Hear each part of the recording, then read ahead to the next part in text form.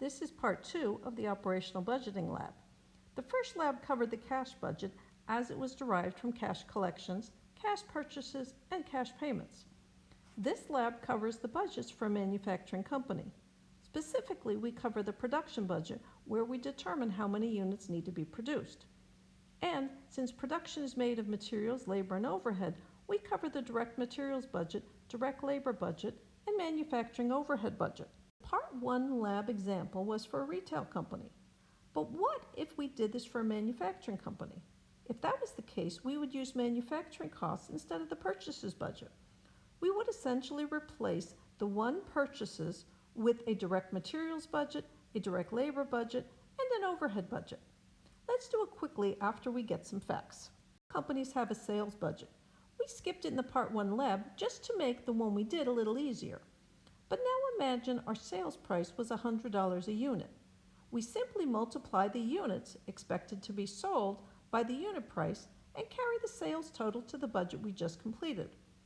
July is here because we need that information to calculate the ending inventory in units for the production and the direct materials budgets. Once we know the sales, we have to know how many items to produce.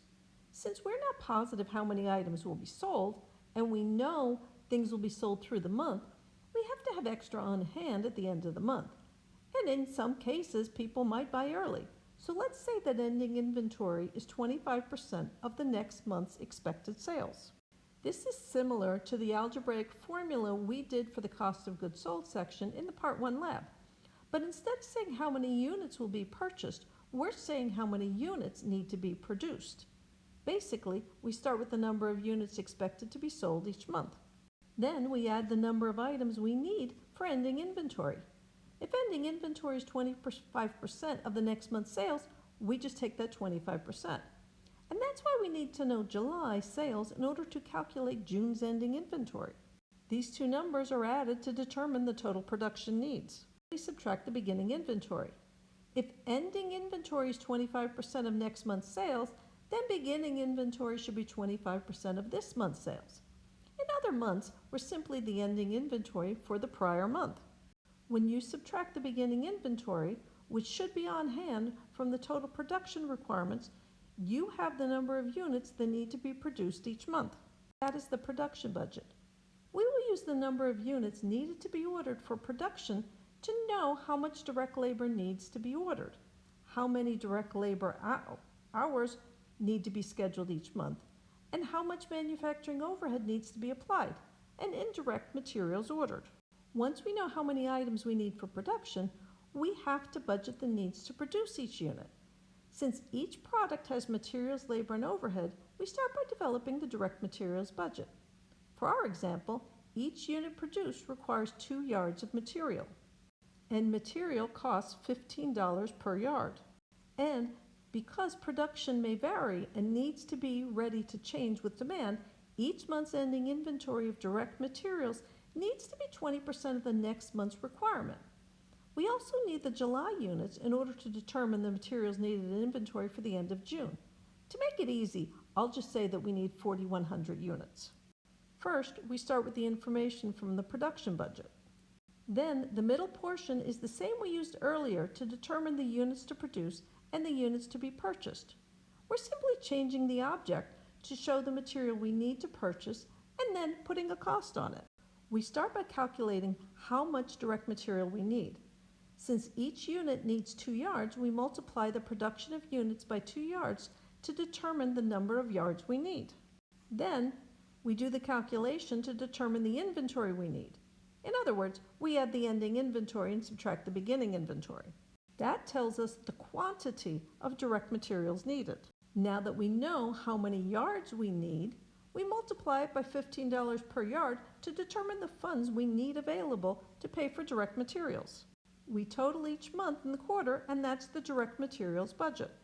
We know the manufacturing costs consist of direct material, direct labor, and manufacturing overhead, so let's move on to labor. It takes 12 minutes of labor to make each unit, and we pay a labor rate of $20 per unit.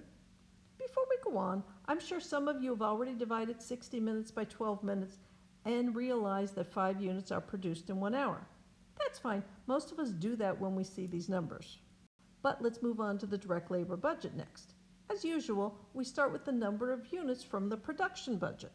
Now, the next step can be done in a few ways, and it's all algebra, so feel free to vary if another way makes more sense to you. We all need to figure out how many hours of direct labor are needed. In this case, I know that 5 are made per hour, so I take the number of units divided by 5, and I find the number of direct labor hours I need. You can also do it slightly differently. For example, if 5 are made per hour, it takes 0.2 hours for each one. So you would multiply the number of units required times 0.2. The result's going to be the same. The point is you need to know how many hours of direct labor are needed. Then, once we know how many direct labor hours are needed, we multiply those hours by the direct labor rate and find the cost of direct labor. Now that we have direct materials and direct labor, we need to determine the manufacturing overhead required. To make things easy, let's say that overhead applied is on the basis of direct labor hours. Each hour of direct labor has 1.5 hours of overhead applied at the rate of $15 per hour. So you first calculate the hours of manufacturing overhead.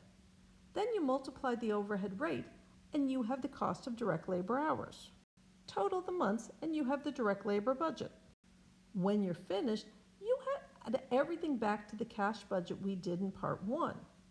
As you see, I added lines for disbursements for direct material, direct labor, and manufacturing overhead. I also drew a line across for the cost of purchases, since here we are manufacturing instead of purchasing. And I'm sure you see the parallel between the manufacturing and purchasing budgets. That's it for this lab. Please let me know if you have any questions.